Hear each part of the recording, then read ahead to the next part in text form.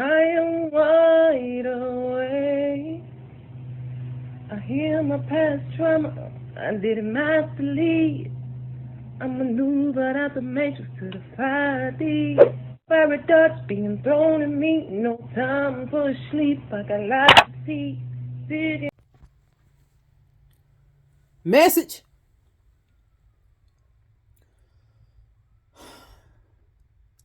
They say stay in your own lane. We have to learn how to stay in our own lane. Stay in your own lane.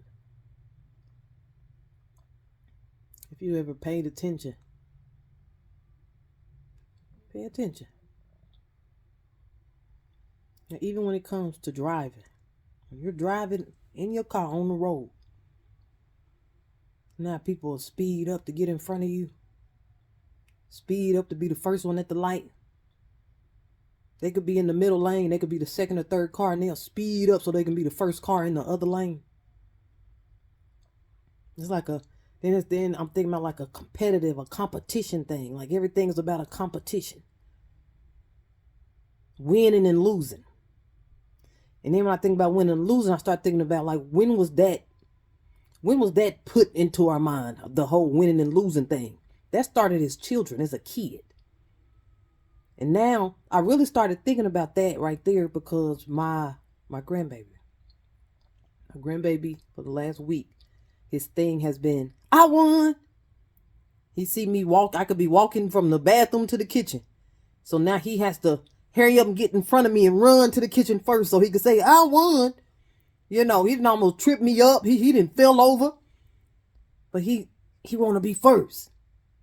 So he could say, I won, Granny. And like he really wanted my attention. He really wanted me to acknowledge that, yeah, you won. Winning and losing. It's like, what do you gain? What do you gain? What do you get? What are you gaining? What is being added to you? What is the point of the win? I mean, I get the whole winning and losing. Winning and losing. Being first, being last, being first and being second. Being number one, being number two. So I get it. But it's like our brains operate so small that we're getting situations like driving on the road. We're getting situations like that, and we're not able to separate that there's no need to win or lose or to compete. There's no need to compete when driving on the road. Everyone got their own individual destination. How are we competing? I'm headed downtown.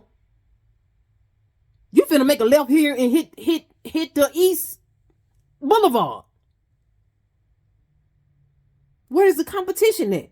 What do you gain from jumping into my lane to be first? What's the gain? Even in life, listen, in life. This is in life in general, y'all. Listen. People will not, they refuse to stay in their own lane of life.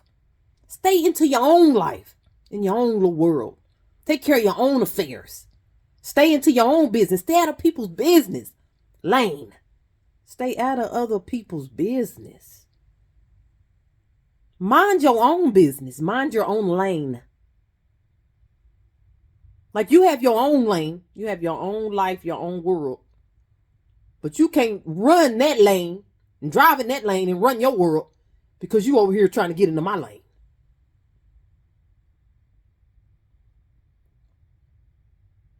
Because, again, our brains have become so limited.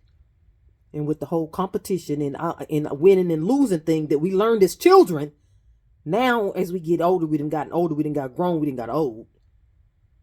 And we're not able to separate when it is time for a competition and when it's not. Life is not a competition. It's not a competition. You could say it. One way to say it is that we're all on the same team. Now I realize that it's only 1% of people that is able to grasp that. All right. And take that on as, like, oh yeah, I agree with that. That we all, the entire world, we all are on the same team. So only 1% is able to get with that. So let's just say that everybody has their own life, their own goals, their own success, their own mind of success, or like what they're trying to do in life. Everybody's is different. How are we competing? You trying to be a doctor? Man, I'm trying to be an entrepreneur and start a business. How are we competing? For what? For what? I'm a woman looking for a good man. You a man looking for a good woman. How are we competing?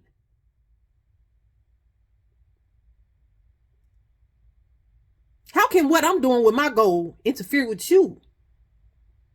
You know how many women it is out here? You know how many men it is out here? You know how many, and then let's not talk about money.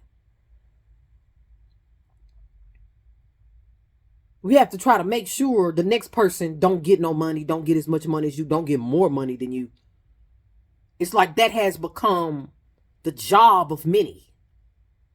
Talking about people whose money is limited. No, I mean, nobody's doing things like that except for people whose mind and money is limited. And because they don't have enough, they see somebody else gaining money and they see it like it could take from them. That's a person that does not have. They have in their mind, they have capped out. Like they have done the best. I mean, whatever the best is, the best could be 100,000. They got 100,000, and to them, they feel like they'll never get more than that. 20,000. It could be $200. They feel like getting more than that will be almost impossible. So now they want to stop the next person from gaining money, because if you gain money, that's gonna decrease my chances of getting more money. You know how much money it is out here? This paper is being made every day.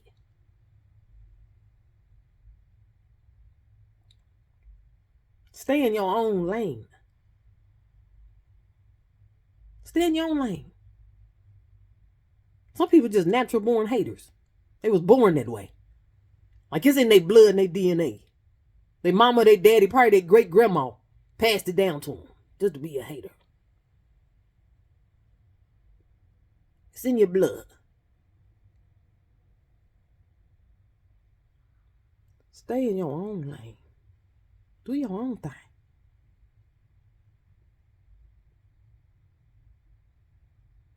No.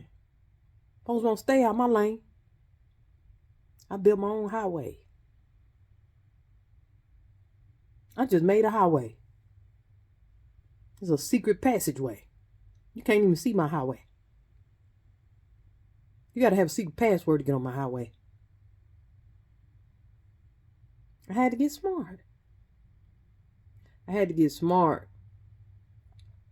Because I realized that people out here working with a very small percentage of their brain.